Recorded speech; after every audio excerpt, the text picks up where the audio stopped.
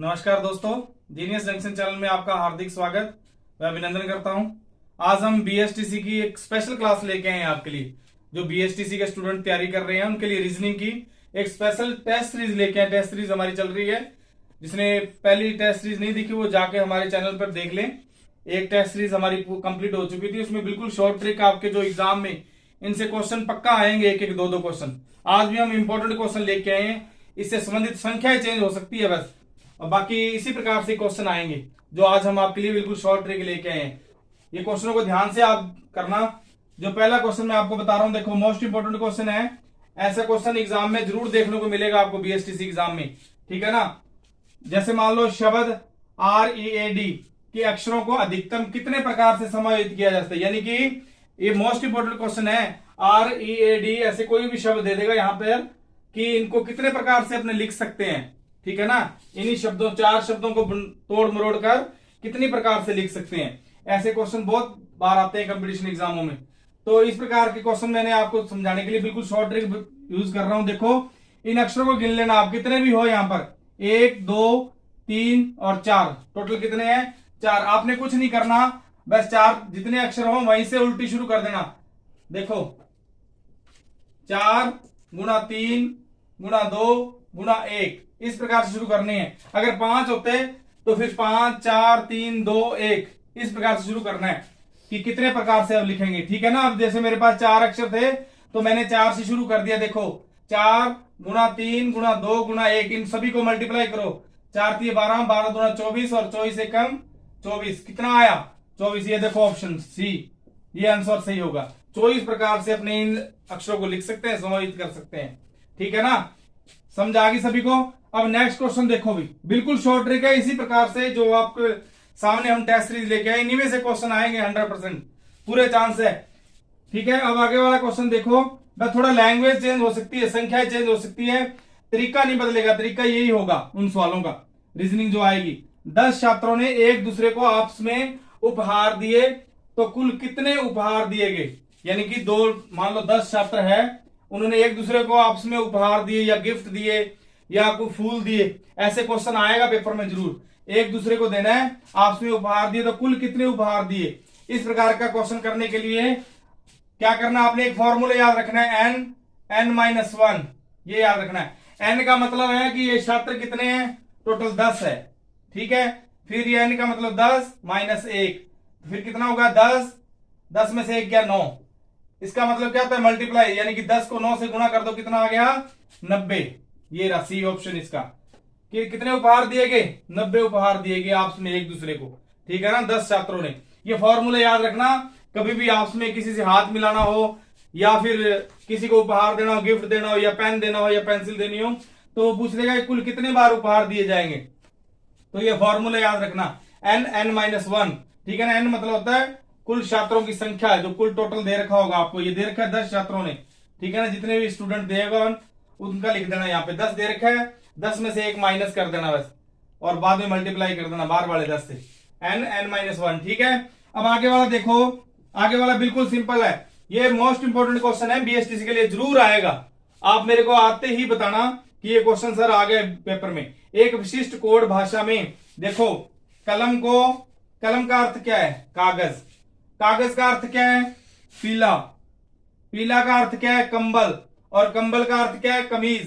और कमीज का अर्थ है पेंसिल। तो हम कहां लिखते हैं, ये आपने दिमाग लगाना है इसके अंदर। हम कहां लिखते हैं, एक बात याद रखो, लिखेंगे कहां पर, किस पे लिखेंगे, कागज पे तो लिखेंगे। तो यहां पे कागज ढूंढो पहले, तो क्या कह रहा है, कलम का अर्थ क्या होता है, कागज। और कागज को क्या कहते हैं, लिखते किस पे अपने कोई चीज। ये प्रश्न पूछ रहे हैं कि हम कहां लिखते हैं। लिखते तो कागज पर है, परंतु कागज को कहा क्या जाता है, देखो कागज को कहते क्या है, पीला। ये ध्यान रखना, इसका जो अर्थ निकलेगा उसी पे आपने फोकस करना है, वही आंसर होगा। कहीं ऐसा नहीं हो कि कागज कर दो आप कि कागज पे लिखते हैं। कागज को कहते क्या है, कागज का अर्थ क्या दे रखा है इसने, पीला। तो इसका आंसर आ जाएगा पीला भाई। इस पे लिखोगे आप, न कि कागज पर, क्योंकि कागज को तो उसने पीला कहा है। जिसको जो संज्ञा दी जाएगी वही आंसर होगा इसका, ये ध्यान रखना। आगे क्वेश्चन देखो, एक खेल प्रतियोगिता में खिलाड़ी की स्थिति शिखर से 8वीं और नीचे से, यानी कि शुरू से तो वो 8वें स्थान पर है और नीचे से अगर देखें तो 84वें स्थान पर है। 84 नंबर पर रैंक पर है, तो प्रतियोगिता में कुल संख्या कितनी होगी, ठीक है ना, प्रतियोगियों की जो खिलाड़ी होंगे वो टोटल संख्या कितनी होगी। ऐसे सवालों के अंदर अगर आपके कक्षा के बारे में सवाल पूछा जाएगा या फिर परेड के बारे में सवाल पूछा जाएगा, परेड के बारे में पूछ लेगा कि मैं मान लो आगे से 5वें स्थान पर हूं और पीछे से 10वें स्थान पर हूं, तो उस परेड में टोटल कितने विद्यार्थी हैं, कुल कितने विद्यार्थी, इस प्रकार से अलग अलग भाषा में पूछा जाएगा। लैंग्वेज चेंज हो सकती है परंतु तरीका बदलेगा नहीं। आपने ऐसे सवालों में क्या करना है, जैसे इसने पूछ रखा है कि शुरू में तो मेरा स्थान 8वां है और नीचे से कौन सा है 84 में है, तो उसमें कुल प्रतियोगी कितने हैं, टोटल के टोटल पूछा हुआ है। तो आपने कुछ नहीं करना, पहले 8 दे रखा है और बाद में दे रखा है 84, इन दोनों को जोड़कर एक में से घटा देना है बस। जो पहला स्थान दिया हुआ और अंत में स्थान दिया होता है, इन दोनों को जोड़कर एक में से माइनस कर दोगे तो कितना आ जाएगा, ये कितना हो गया 92 माइनस 1 कितना आ गया 91, 91 आ गया इसका, ये रहा बी आंसर, ठीक है ना। ऐसी स्थिति में जब भी कभी आपको एग्जाम कोई भी कंपटीशन में पहली स्थिति दी हो और नीचे से स्थिति दी हो तो उन दोनों को जोड़ करके एक में से माइनस कर देना है, वो कुल प्रतियोगियों की संख्या आ जाएगी, कुल छात्रों की संख्या आ जाएगी, ठीक है। अब आगे देखो, वह शब्द चुनिए जो दिए गए शब्द के अक्षरों का प्रयोग करके नहीं, ये नहीं वाला वर्ड जरूर याद रखना है एग्जाम में। अपने यस वाला शब्द याद रखते हैं, नहीं वाला पढ़ते नहीं बच्चे, तो एग्जाम में क्वेश्चन गलत हो जाता है। नहीं बनाया जा सकता, यानी कि एक आपको एक स्पेलिंग दे देगा, ये भी इंपॉर्टेंट क्वेश्चन है, जरूर आएगा एग्जाम में। एक आपको बड़ी सारी स्पेलिंग दे देगा, वो कह देगा कि नीचे आपको ऑप्शन दे देगा 4, ठीक है ना।